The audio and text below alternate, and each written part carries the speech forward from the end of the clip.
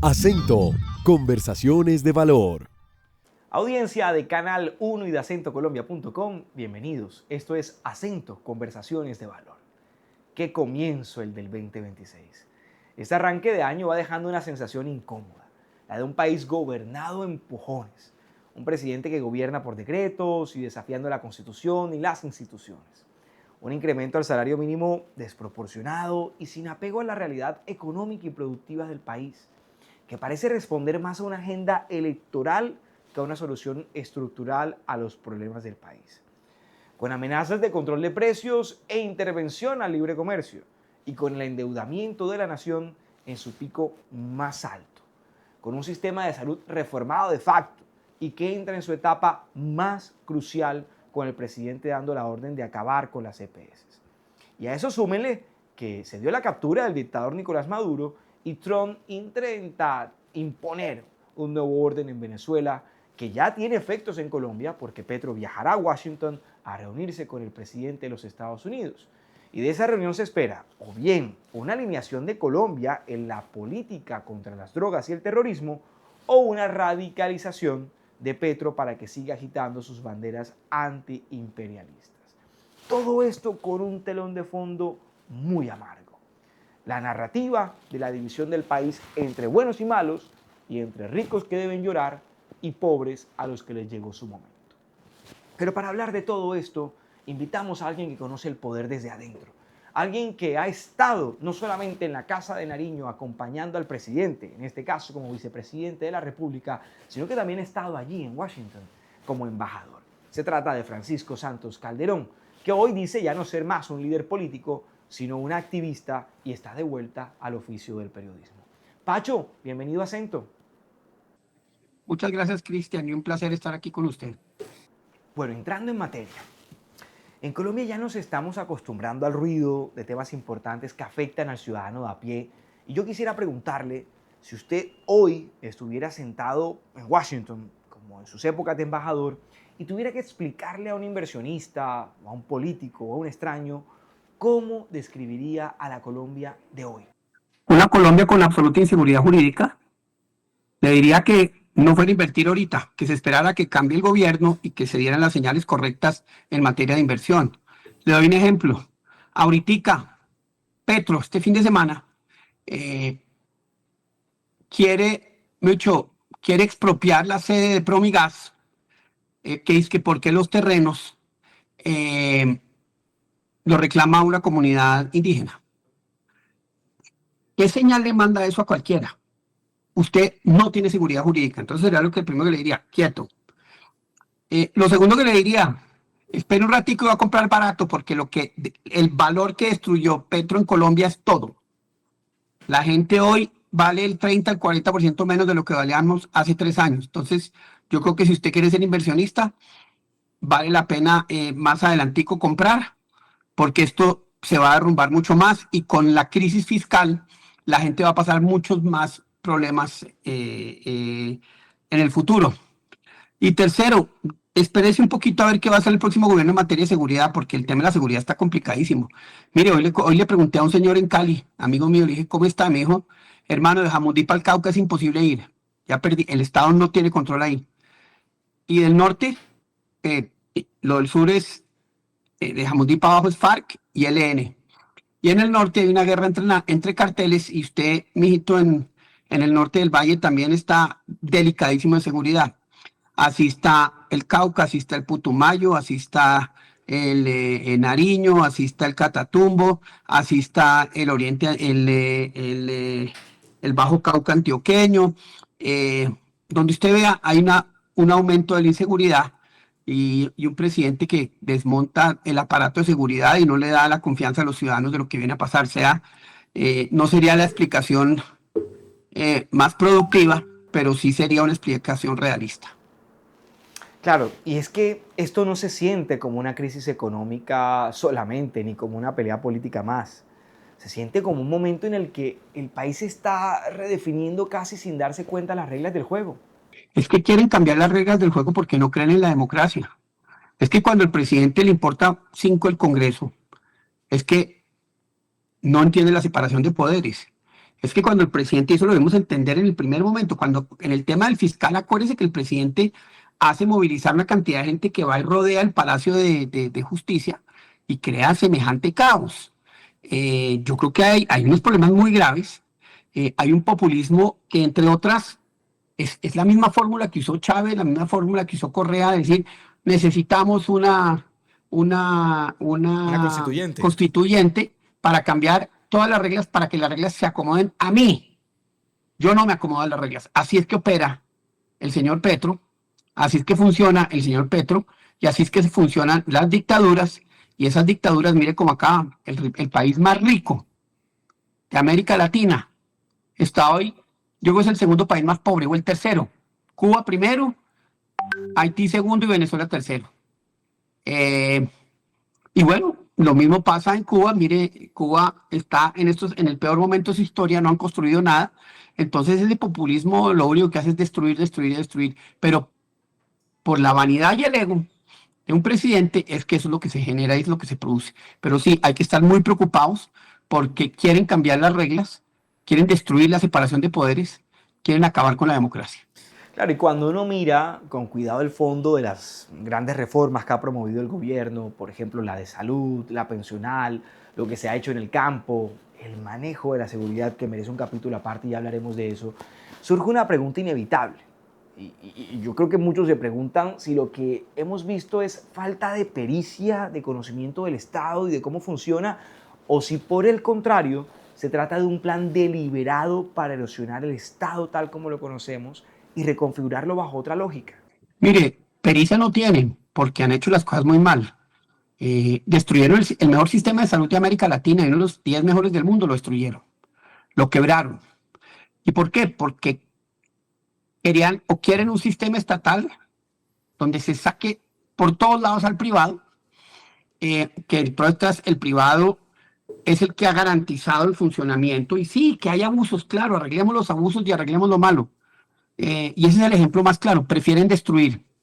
Nunca, lo que hay no les sirve. Y donde hay sector privado no les sirve. Quieren un Estado que asuma todo, que haga todo, cuando sabemos, y eso es lo de Venezuela, mire cómo está Venezuela, eso es lo de Cuba, mire cómo está Cuba. Entonces, se han querido destruir parte por parte lo que venía funcionando para ver cómo los privados se aburren y ellos toman el control de todos los sectores.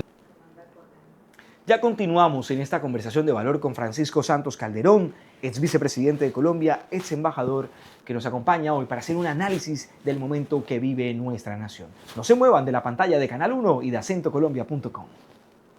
Regresamos en Acento Conversaciones de Valor en esta conversación con el ex vicepresidente de Colombia, Francisco Santos. Pacho, más allá de la discusión política, gobernar un país requiere demasiada precisión, casi quirúrgica. Dejando aparte el tema de la seguridad, que es otro capítulo en sí mismo, hay al menos 4 frentes que no se pueden desajustar al mismo tiempo. El crecimiento y la productividad, el empleo, la deuda, la sostenibilidad fiscal y la confianza.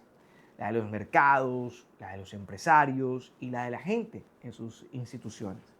Y en este momento Colombia tiene una emergencia económica decretada, un salario que está subiendo por encima de la productividad, el endeudamiento en su punto más alto y un clima de desconfianza que congela la inversión. Usted más temprano hacía una reflexión. ¿Qué ve usted en la estructura productiva del país que le preocupe hoy? Yo no veo un sector que uno diga, uy, por acá nos salvamos. Yo no veo un sector donde yo pueda decir, este sector puede ayudarnos a sostener el país. Yo veo una crisis económica creciente. Mire, el lío de energía que nos deja Petro es de un tamaño. Claro, él quiere hacer negocios con Qatar, pues son negocios de él con Qatar. A Qatar no le importa, pero son negocios de él con Qatar. ¿Y por qué? A pesar de que la energía acá es un poquito más barata, el gas es más barato, pero él habla de cambio climático, lo no, pero eso sí trae el gas en barco desde Qatar, toda esa emisión y no le importa. Pero nosotros vamos a tener, hecho, Ecopetrol, están destruyendo Ecopetrol. Ecopetrol era una parte importante de las finanzas del país. Ecopetrol, están sacando la mejor gente de Ecopetrol. Ecopetrol lo están destruyendo para que sea imposible de revivir. Es más, el señor Roa quiere quedarse un año más y va a tratar de hacerlo ahorita en la asamblea. ¿Por qué? Porque todavía la tarea no la ha culminado y porque hay unos hechos de corrupción muy grandes que ojalá, pero no, esta fiscal que es de bolsillo no va a hacer absolutamente nada. Usted mire el sector de la vivienda, así, ¿y por qué? Porque el gobierno acabó totalmente con los subsidios y con un mecanismo que estaba aprobado. No pensaron en mejorarlo, pensaron en acabarlo, lo tienen desfinanciado. Yo no encuentro un sector que hoy esté creciendo o un sector que yo diga, wow, este sector económico está bien. No hay uno. Todos están sobreaguando. Todos están en una dificultad inmensa. Y eso que hay crecimiento económico porque están gastando tanto.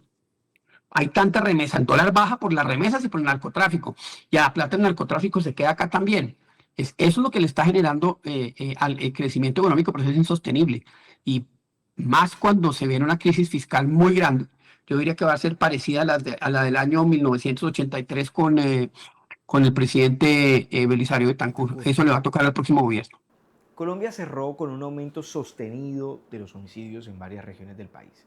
Pero además la expansión territorial del ELN, el fortalecimiento de las disidencias de la FARC, con las economías ilegales creciendo, especialmente el narcotráfico y minería ilegal, y una fuerza pública con menor capacidad operativa e inclusive con restricciones por un mensaje político ambiguo.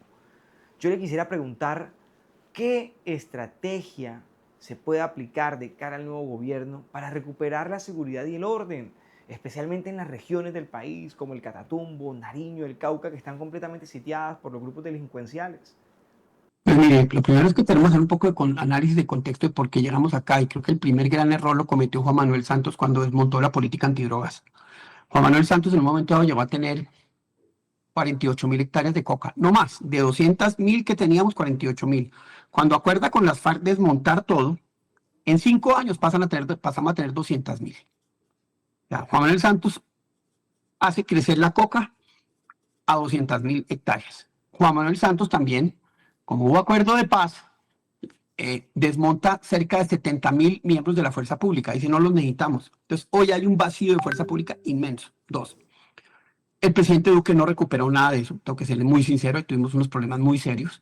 Yo creo que el tema de la seguridad, ahí eso pues no empeoró, pero tampoco mejoró. Seguimos con las 200.000 hectáreas.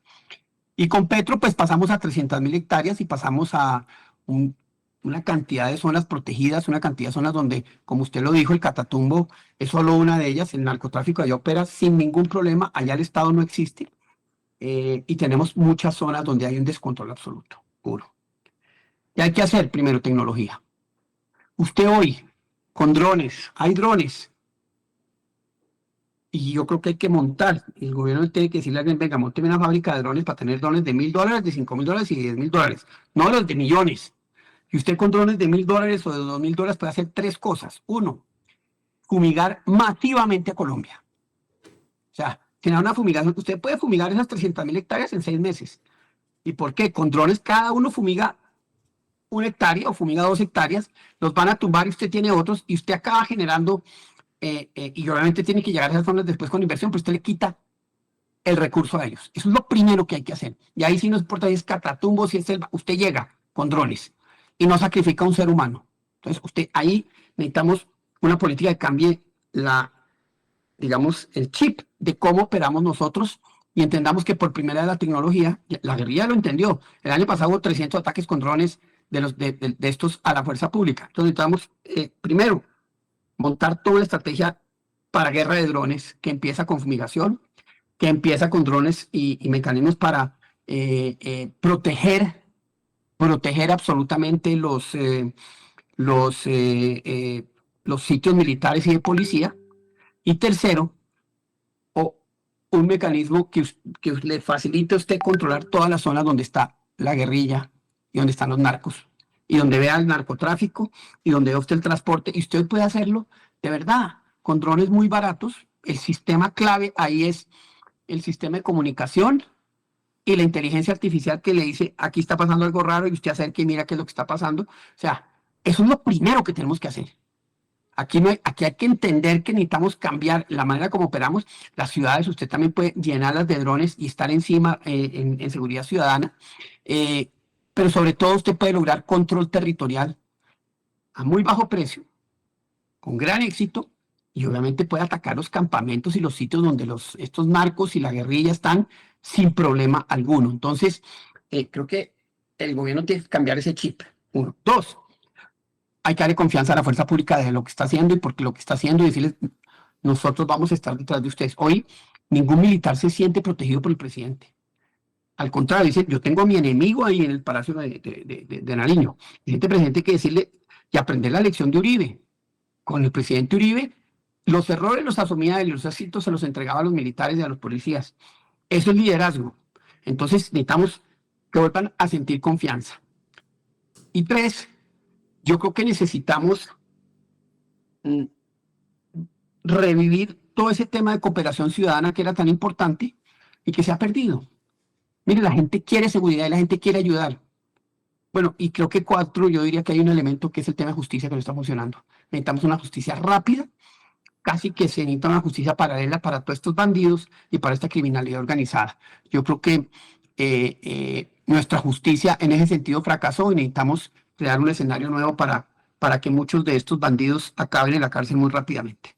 Usted, tanto en el gobierno del presidente Uribe como vicepresidente, pero luego también en el de Duque como embajador, fue un interlocutor importante en la relación con los Estados Unidos. No le agregaría quizá un punto y es retomar la cooperación, por ejemplo, con Estados Unidos y con Israel en términos de inteligencia, de temas de dotación y, por supuesto, de tecnología para la lucha contra el terrorismo y, por supuesto, contra el narcotráfico. Con Ucrania. Ucrania hoy es el modelo del desarrollo de la nueva guerra tecnológica y de la nueva guerra donde todos estos instrumentos participan y donde usted reinventa y donde usted crea todo un hábitat, todo un ecosistema que le ayude a decir, oiga, estos tipos cambiaron la operación, ¿cómo yo cambio mi manera de operar con drones y de información para quedarles y para llegarles? Y obviamente yo creo que un gobierno serio, un gobierno que respete la diplomacia, y creo que Estados Unidos tiene clarísimo que Colombia es su aliado, que Petro no, que su problema, y Marco Rubio lo ha dicho, nuestro problema no es Colombia, Colombia es un aliado estratégico, el problema es Petro. Y eso pues Trump se va a encargar de eso ahorita en febrero, pero lo que sí creo que va a pasar y que es muy importante que lo entendamos es que se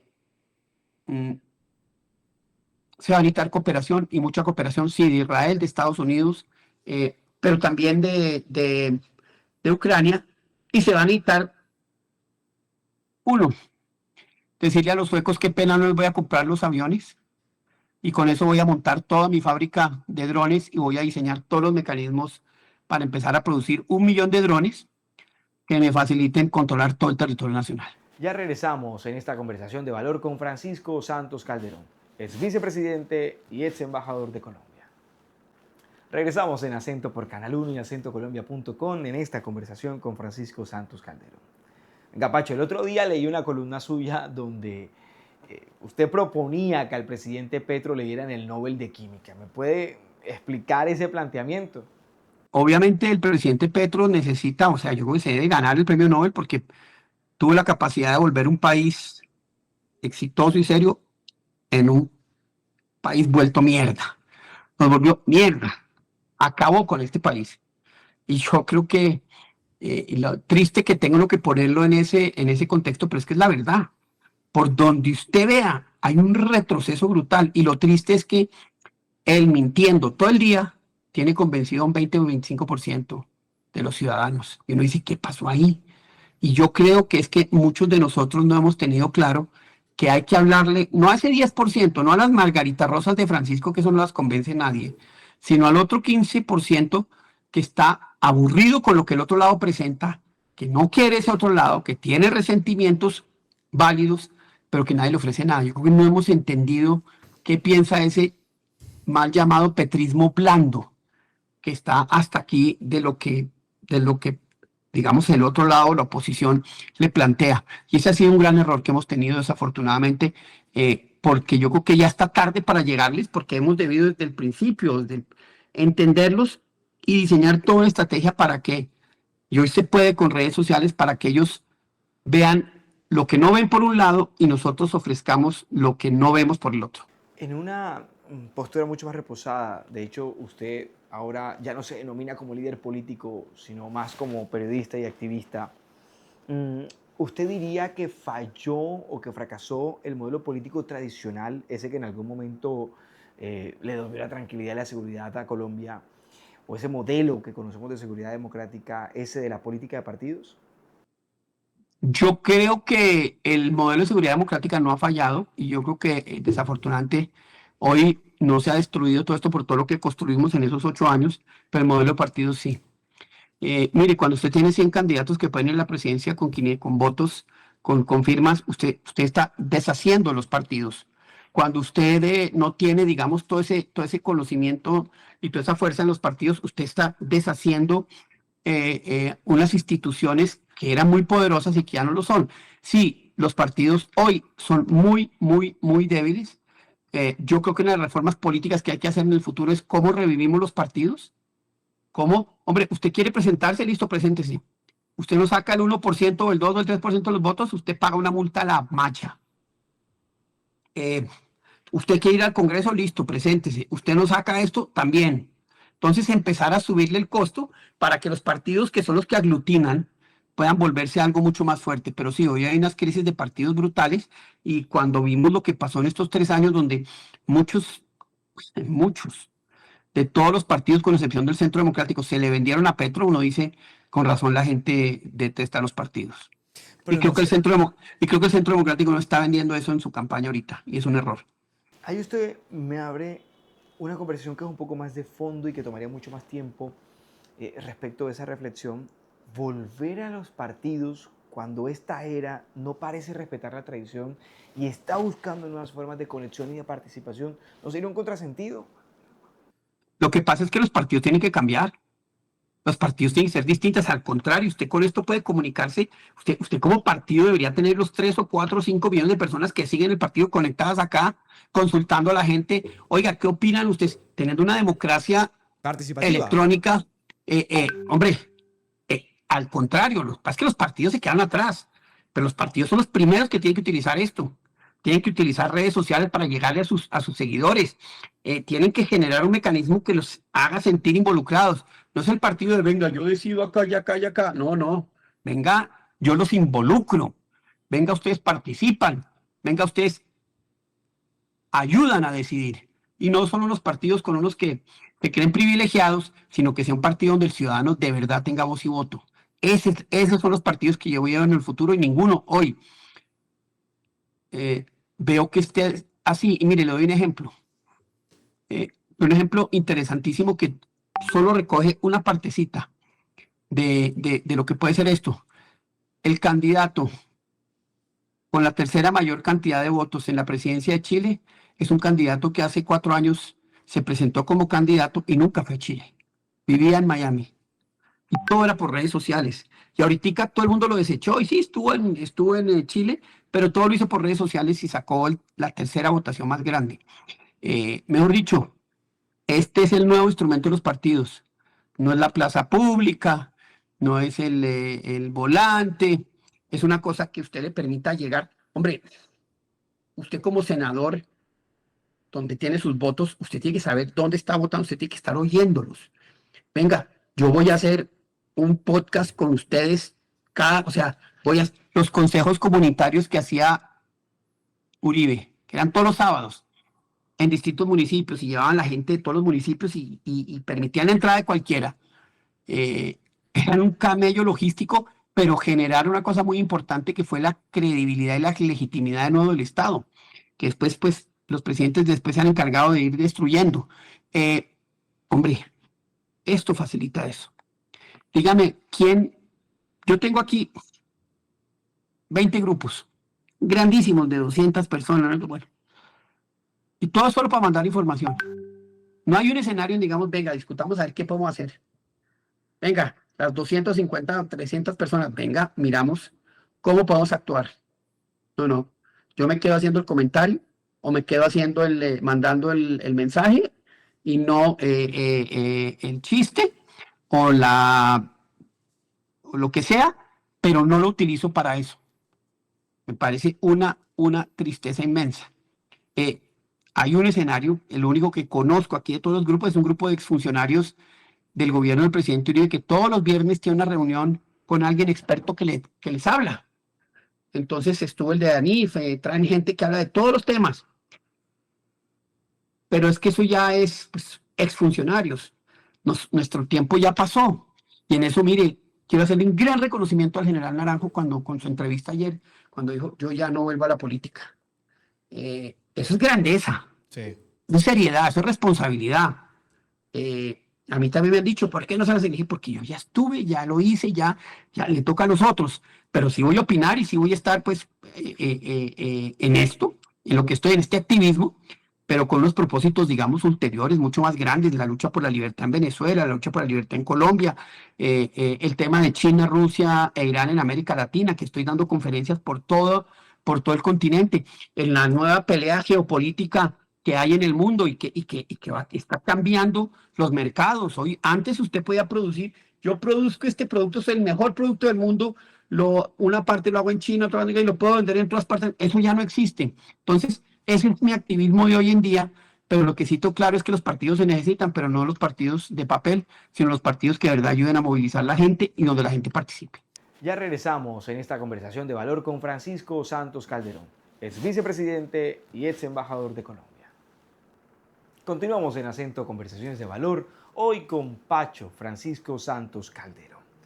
En el segmento anterior nos quedó faltando la pregunta sobre la elección presidencial y yo le voy a pedir que se eche al agua. Yo me imagino que usted tiene ya candidato o candidata y que por su filiación con el partido estará acompañando a Paloma Valencia. No, mire, yo no he querido intervenir porque pues hay tantos interviniendo que dije, bueno, no. Yo creo que el fenómeno de Abelardo es muy importante. La gente no lo puede minimizar. El fenómeno de Abelardo es importantísimo. Vamos a ver si en los próximos 2 meses sube o baja. Ahí es donde se va a definir qué pasa en la primera vuelta. Y si Paloma vence y saca 3,5, 4 millones de votos, se vuelve muy viable en la primera vuelta. Pero así saque 3 millones de votos. Si Abelardo sigue en las encuestas muy alto, yo creo que al final Abelardo se acaba comiendo todos los votos del centro, centro derecha, etc. Estamos en ese momento, en un momento crítico. Yo creo que aquí vamos a medirle la capacidad de arrastre a Uribe. A mí me parece que si Abelardo se hubiera metido en esta consulta, la habría ganado y sería un candidato único. Yo no sé cuántos otros se habrían metido a la consulta, no sé por qué, pero yo sí creo que esta elección está muy parecida a la de Chile, con 2 candidatos de derecha o 3 candidatos y uno de izquierda que va a tener el 30, el 35, llegará en segunda vuelta al 40, pero no creo que vaya a lograr ser presidente, con una excepción: compra de votos, por un lado, que eso cambia la cosa, y la presión de los grupos armados, que ya es clarísimo. Dicen, no vamos a dejar que aquí participe nadie distinto a la gente que apoya a Cepeda. Entonces, eso sí cambia un poco eso, y eso podrá conseguir que 4, 5, 6, 7 puntos, y eso complica mucho la cosa. Entonces, tenemos que ser realistas también. Claro, y si revisamos la más reciente encuesta, al menos la de RCN y su grupo de medios, la diferencia entre Cepeda y de la Espriella, entre Abelardo, es de cerca de 8 puntos, y los de la centro derecha y el centro que están allí en la consulta no reúnen todavía un número que permita consolidar un candidato fuerte, al menos de cara a Cepeda. Yo creo que es allí donde los que se sienten más a gusto con estas colectividades y con estas candidaturas tienen que despertar, porque sigue habiendo una fragmentación importante en el centro y en la centro derecha. Soy de los que cree que Colombia no ha caído en cuenta que la primera gran decisión, quizá la más importante, es la conformación del Congreso, una institución desprestigiada, pero que hay que decir que contuvo en gran medida el afán desmedido de este gobierno de sacar adelante las reformas y de cambiar o romper el sistema. ¿Qué no están viendo los colombianos y dónde deberían poner el acento respecto a la elección al Congreso? Y ya vamos a hablar de presidenciales. Mire, ayer estuve en el partido porque me citaron por una cosa y yo no estoy muy cercano al partido, me dijeron, venga, nos ayuda. Y les dije, ustedes no están haciendo esto. Entonces me dijeron, haga este comercial. Y le dije, listo, yo lo hago. Y lo que les digo es, el 8 de mayo El 8 de marzo. empieza, el 8 de marzo empieza la salvación o el hundimiento de Colombia. No les quepa la menor duda. Uno, tenemos que tener claro eso. Dos, no vote su voto. El único partido que fue implacable durante estos 4 años y con responsabilidad oponiéndose a Petro fue el Centro Democrático. No vote su voto. Se lo va a entregar a la persona que se vendió, que vendió a su mamá y que vendió su presupuesto y que vendió su plata y que ayudó a destruir a Colombia. Entonces, ese es un mensaje importantísimo. Y después hice otro que se lo tengo que contar y que de pronto me van a matar. Por favor, sin que lo maten. Pico Gutiérrez, en su ego, dice, yo necesito mis propios senadores, que no sé para qué, cuando Fico podía haber, cuando estaba en el caso. Entonces lanzó una lista que se llama Creemos. En la que está su hermana como cabeza de lista. Sí, entonces, además, va a sacar 300.000 votos, no va a sacar más. No va a tener umbral. Y ahí viene a quién le quita esos 300.000 votos. Seguramente el Centro Democrático y la oposición pierde 2 o 3 senadores. Entonces yo digo, si usted, y lo digo así, si usted vota por el partido de Fico antioqueño, usted le va a quitar votos a esta lista y a la oposición. Y adivine a quién le van al otro lado. No pueden ser el ego de Fico. Y yo quiero mucho a Fico pues, o sea, que el ego de Fico lo lleve a generar ese riesgo en las elecciones de Congreso. Es una vergüenza y me fui en contra. Y yo no sé si lo van a publicar y si lo van a hacer, pero creo que sí. Nosotros tenemos que decir a la gente, su ego no puede seguir jodiendo al país. Pensemos en el país y en el futuro de Colombia. Y eso es justamente lo que nos tiene en esta conversación. El ego de una cantidad de candidatos que tiene fragmentada la conversación, donde Colombia todavía tiene más de 30 precandidatos y candidatas y las encuestas parecen un algoritmo loco. Pero venga, cambiando de tema, el presidente Petro cerró el año promoviendo una emergencia económica que muchos consideran innecesaria. Digamos que no es ni siquiera coherente de cómo se comporta este gobierno. Y más recientemente, en el Consejo de Ministros, el ministro Jaramillo de Salud ha dicho que los ricos también lloran, en una clara afrenta y ridiculizando la crisis en el sistema de salud que ya está quizá en su punto más duro. Y ha dicho Petro entonces que la solución es acabar de tajo con las EPS, haciendo una reforma de facto en una transición forzada. Leído en conjunto, Pacho, no parecen decisiones aisladas, parece parte de una narrativa que presenta el costo social de las políticas públicas como un daño colateral aceptable e incluso justificable en nombre de una causa. Así que yo le pregunto, ¿qué estrategia hay detrás de buscar dividir al país entre ricos y pobres desde el Estado? ¿Y usted qué cree que, digamos, si toda esta estrategia le va a alcanzar a Petro para reelegir su proyecto político? Mire, lo primero que tenemos que entender es que ellos viven de eso, ellos viven de dividir y odiar, de crear el odio. El señor Petro vive de eso, el señor Jaramillo vive de eso, al señor Jaramillo, al ministro de la Muerte, le importan 5.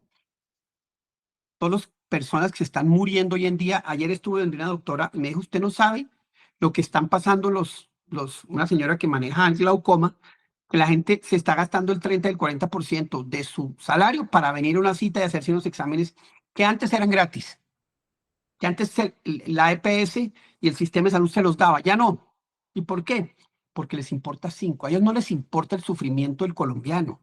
Acuérdese lo que Petro dijo, que lo dijo Chávez hace un tiempo, y es, nosotros necesitamos dejar a la gente pobre cada vez más pobre, porque cuando les va mejor, dejan de ser de izquierda. Entonces, ellos, esa es la manera como piensan. Yo prefiero destruir, no me importa lo que sufra la gente, porque si yo destruyo, después voy a ver cómo construyo. No me importa lo que sufra la gente en el terreno. A ellos políticas públicas reales que funcionen, que si iban a proponer un sistema nuevo, venga, lo hacemos bien y hacemos esto y esto y esto. No lo hicieron. Prefieren destruir las EPS, prefieren no pagarles a las EPS, prefieren no pagar medicamentos y prefieren que la gente se muera. Así lo están haciendo en todos los sectores, en seguridad también.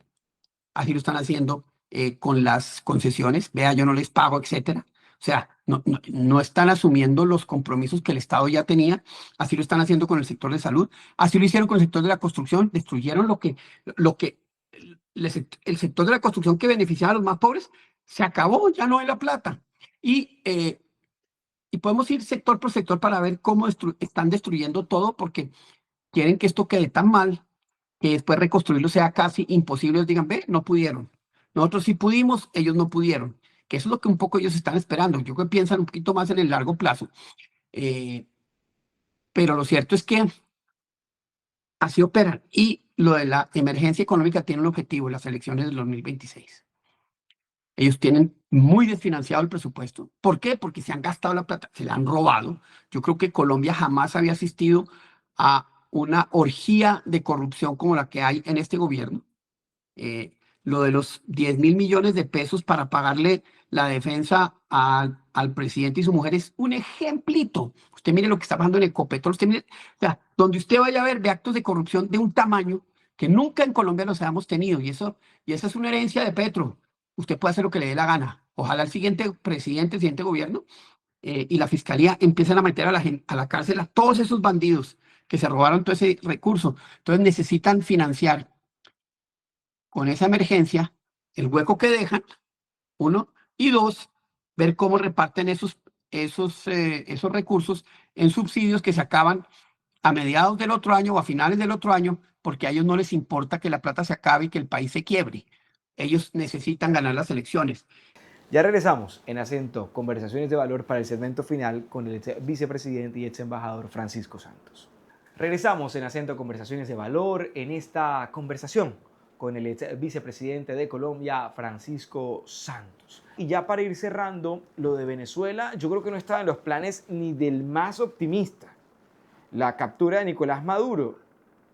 Usted sí, usted en el pasado fue la verdad uno de los pocos que se atrevió a anticipar de que el gobierno de Estados Unidos iba a intervenir y a sacar a Maduro. Hace un año, antes de que Trump se posesionara, le dije, Trump va por Maduro. No sé en cuánto tiempo, yo creo que va a ser bastante rápido, y lo dije hace un año, no sé quién lo puso en un Twitter, que porque hablé en un medio y lo dije. Claro que sí, Trump tenía claro la amenaza que es Maduro en el continente desde su primer gobierno. En una reunión en el 2020, antes del COVID, tomaron 4 decisiones y Trump, alguien me contó que esto es una reunión que Trump le decía al secretario de Estado y al secretario de Defensa, ustedes no están haciendo lo que yo les estoy diciendo porque no creen en eso, el único que cree es Mauricio Claver.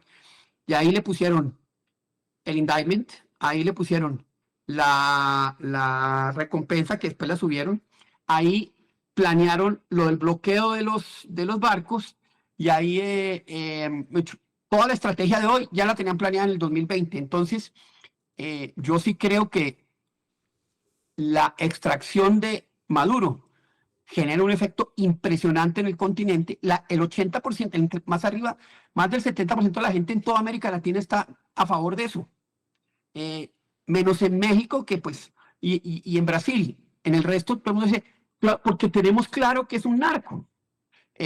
Ahora falta ver ese proceso donde termina. Yo creo que va a terminar en unas elecciones. Está pasando de todo.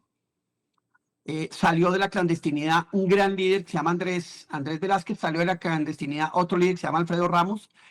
Los estudiantes ya están empezando a movilizarse.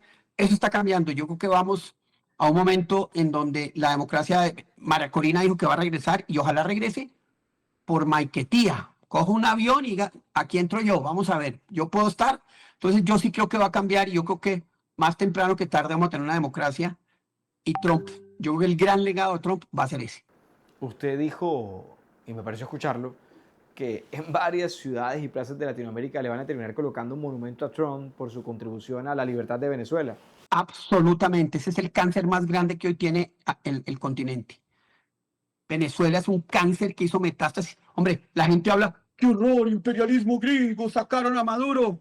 Y no dijeron nada cuando Chávez intervino en las elecciones en Brasil, Lula, eso va a salir, cuando intervino en las elecciones en Argentina, cuando intervino en Bolivia, cuando intervino en Colombia, muchas veces, Maduro después. O sea, Venezuela ha sido el país que más ha intervenido y más ha violado la soberanía en este continente en los últimos 20 años. Rusia está ahí también y China también está ahí, pero es una vergüenza. es una vergüenza. Sí, sí, soy el primero en construirle un monumento. ¿Usted cree que va a haber amnistía total y que finalmente habrá elecciones libres, democráticas en Venezuela y que María Corina podrá participar? Yo sí creo que van a haber unas elecciones libres, va a haber amnistía para todos, y creo que al final habrá que hacerle un reconocimiento a Delcy de que entregó una democracia y que se vaya a disfrutar su plata catal porque es billonaria. Bueno, y hablemos del asunto Petro-Trump. Yo no diría Colombia-Estados Unidos. Tras días de tensiones, acusaciones públicas, gestos hostiles, por fin Trump y Petro sostuvieron una llamada que alivió parcialmente la crisis. Y en esa comunicación acordaron verse pronto, ahí en Washington. Pero usted ha dicho que el acercamiento que se va a dar en estos días, la reunión que se va a dar en estos días en Washington entre Petro y Trump, es un acto de pura supervivencia de Petro pensando en cuando deje el poder el 7 de agosto. Entonces yo le pregunto, ¿de qué cree usted que se está protegiendo exactamente Petro? ¿Y qué gana Trump siendo tan pragmático al mantener esa estabilidad con un presidente que antes mandaba solo mensajes desafortunados y que inclusive invitó a desobedecerlo? Estabilidad. Él necesita estabilidad en Colombia y él necesita que haya una actitud distinta frente a los grupos que se van a pasar de Venezuela a Colombia. Él necesita que Petro empiece a extraditar unos narcos muy importantes que él ha frenado y ojalá haga lo que nosotros le dijimos a muchos senadores y congresistas, dígale a Petro que no puede intervenir en las elecciones, porque Petro va a intervenir. Ese es el mensaje más importante seguramente en esa A reunión. mí es el más importante. Petro, ¿qué va a hacer? En algunas va a cumplir, vamos en cuáles no, y yo creo que ahí vamos a tener muchos la posibilidad de hacerle llegar al gobierno si sí está cumpliendo o no.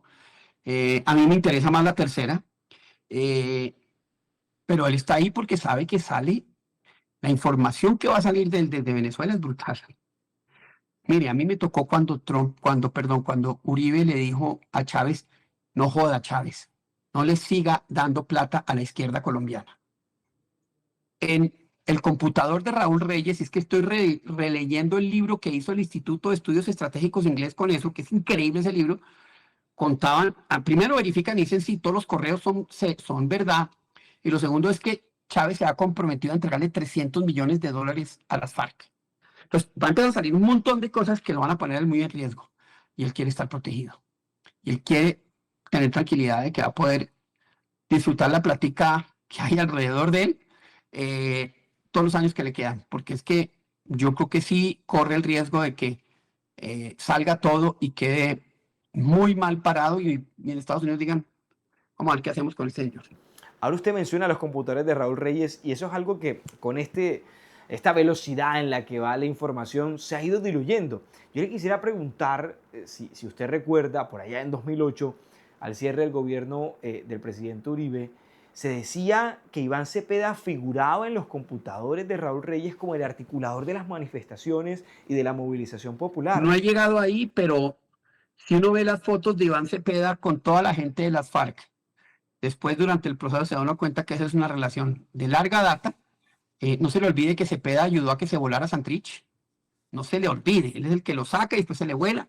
Mire, Cepeda de las FARC, pero esa relación viene desde antes, viene desde el papá con las FARC. El papá era parte de un secretariado paralelo que tenía el Partido Comunista. El Partido Comunista y las FARC eran así.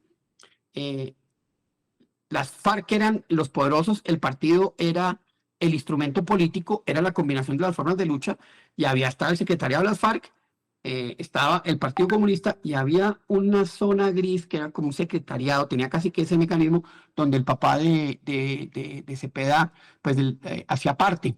Usted le pregunta a los expertos en el Partido Comunista, etcétera, si eso existe, entre otras Eduardo Pizarro, y dice sí, claro, eso hacía parte de esta relación. Entonces, esa relación no es de ahora, es de hace muchísimos años.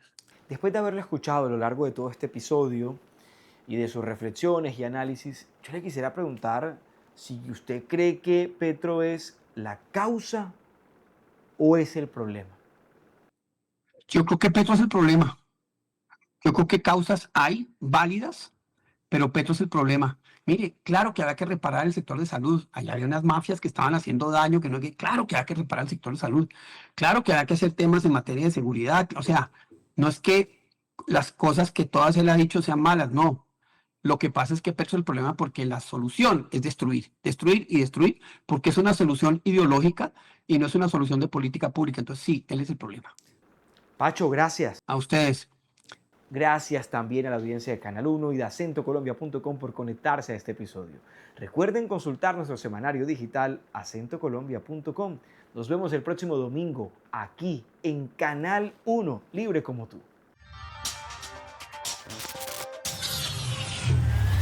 Acento, conversaciones de valor.